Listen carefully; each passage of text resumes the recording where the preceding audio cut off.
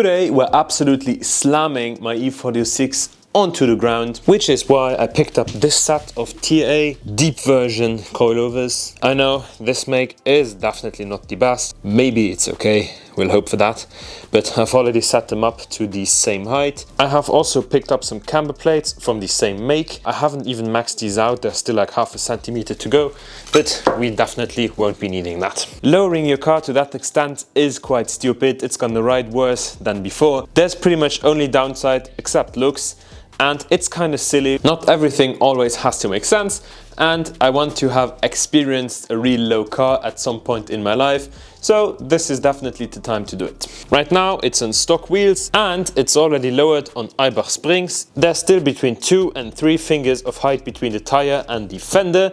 Let's call it a 2.5 finger gap, which is, let's be honest, unacceptable. Also, I haven't started pulling the engine, but more on that in the next video. We'll start on the front axle and then go to the rear. On the rear we do have to cut out a bit of the fender, which is something I'm not looking forward to do. But enough talking, let's just start.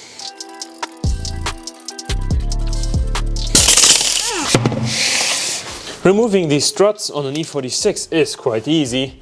We'll just zap off the torsion bar, then the 3/13 at the top and one cross bolt at the knuckle. Cheap parts strike again.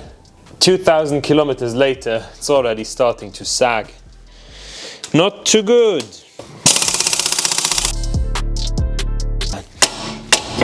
Finally.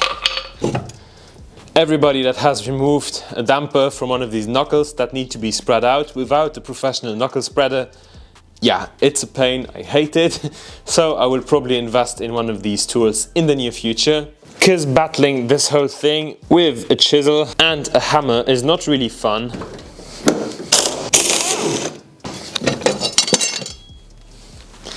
Whew.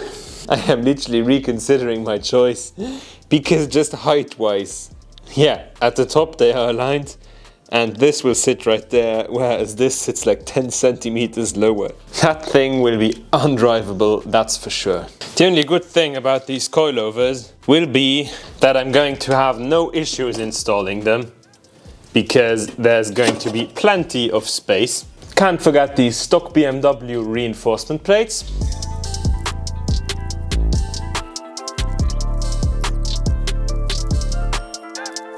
Impact on lowest setting to get everything flush. Of course, we cannot just put the stock crusty wheels on, so I borrowed these from my brother.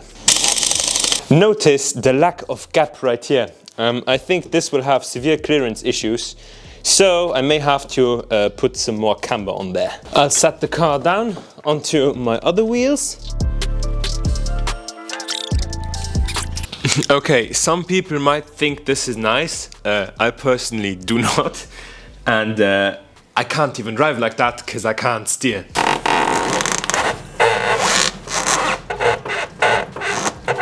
We are currently hitting the inside plastic, so yeah, this is literally undrivable. I'll jack it back up and then get about 2 centimeters higher, which should give us enough space. FYI, this is the right height I'd usually strive for, like 2 centimeters between the fender and the top of the tire, but this is off the floor as of right now, so yeah, way too low. As you can see, there's the 2 collars, and there's a 3rd collar right here, because the only reason this coilover set goes as low is because you can actually drop the whole damper inside of the spindle. We have around 31 millimeters, so I'll try to get to, let's say, 50 exactly.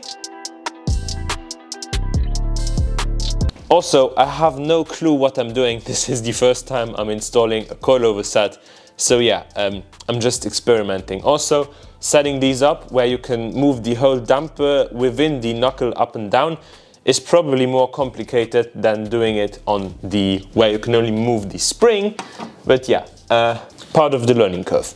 Now I'll go to the other side and set it as well to 41 millimeters. I think it will look way better now because it's less obnoxious. It will still be way too low, but as I already said, this is just an experiment. I kind of like the look, but it's so impractical, it doesn't really need to be on the street. Pretty much nothing changed. Oh, it's higher. It's definitely higher, like a centimeter, but we still have to. Yeah, we still have to go higher, like way higher. We just unlocked another centimeter over here. I went up around 2 centimeters on the spring, so now we're at 60.4 mils. That's up 3 centimeters from our initial measurement, so I'm kind of positive that this will finally look okay. Okay, I got it on the floor, and this is what it looks like. It's bonkers. What I find absurd is I remeasured the clearance from floor to subframe, and I still have 8 centimeters subframe to the floor.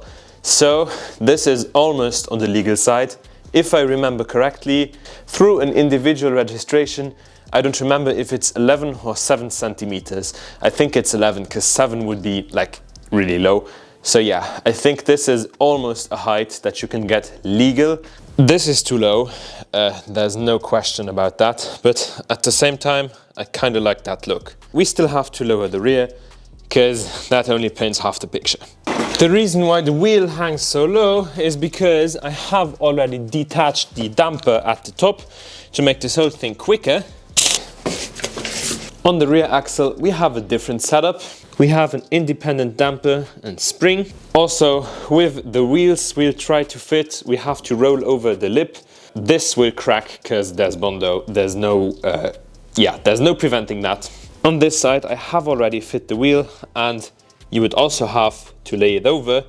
But on E46s, I can't show it, but the whole lip is filled with like a rubber sealant, and you have to take out the rubber before laying it over, because that will also cause the paint to crack, even with undamaged fenders like this one.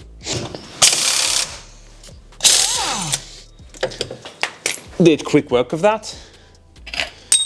And now removing the spring. This would usually be very hard, but since I have polyurethane bushings, this should go quite easy. If you're doing the same thing, you will definitely struggle, trust me, I've been there. We need to retain the top part of the rubber. To set the right height in the rear, you have one of these threaded plates, and I've set both to this exact same height. I don't know if this should be installed upside, well, on the downside, but in the technical literature with the actual product, I found a picture where it was pointing down. So I don't know if the people on the internet that installed it on the top did it wrong, I don't know. But in the documents I found a picture where it was down, so I'll do that. Which is also why I didn't go too low. As you can see, there's a centimeter left of thread. Taking out the spring every time to adjust both sides is quite tedious, and I don't want to do that, so I've set them conservatively, and then we can just chuck it in and forget about it once we're done. The difference in spring height is quite visible. In the pictures, I also couldn't see the rubber bottom part to the spring. Also, the adjuster doesn't go over the bottom part. That means I'll just leave it out and hope that nothing breaks. Even if something breaks, parts are relatively inexpensive, so I can just chuck in a new one. In the rear, you have the same system as in the front. You can adjust the damper height with threads. I've set this to the exact same height as on the other side. I always just push them up and rest them onto the caliper to install the nut at the top. Which might not be the best solution, but it definitely works. Then we can already jack up the rear trailing arm to install the damper without issues. Make sure that while you're jacking it up, the spring is in the correct position on the block at the top. This little nudge, like so. Not all the way, because we need to retorque these ones on the floor. I'm going to hammer off the Bondo to the inside, so the outer piece of Bondo will stay there, so that at least somewhat of an intact fender will remain to the outside.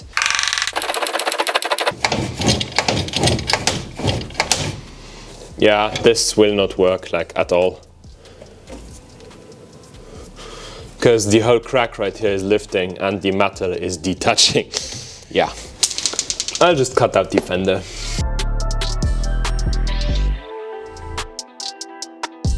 Some piece of Bondo right here just fell down, and now you can really see the extent of the accident.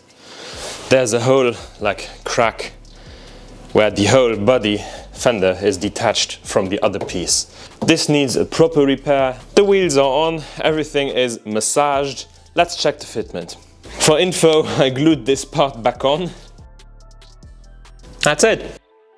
I have also 3D printed some covers for the domes at the front, which just slide over, like so. Looks rather nice. Same on the other side. And this is the final result. Undrivably low front and back. I literally scraped the front bumper going over this step, but this height is almost legal. I know it handles worse, and it's actually quite scary to drive it, so you really have to pay attention now. Some people might say this is not low enough, but I'm not crazy. If you want low, low, low, go air ride. This is the first coilover set I installed, and in my humble opinion, coilovers are kind of useless unless you want a track-specific adjustable setup from a good brand. And yeah, this is just not it. These TA Technix, well, you might go low, but the driving quality, it's not that horrible. But if you want a track-specific car, you should definitely not do that on the budget. And if you just want to go a little low, well, then shortened springs from H&R or any other make in combination with shortened dampers are, in my opinion, the best solution. You still have the daily drivability and you're not too low, but low enough. And if you really want to slam the car onto the floor, air ride is the only solution where you can still drive the car. So I will definitely not buy coilovers again.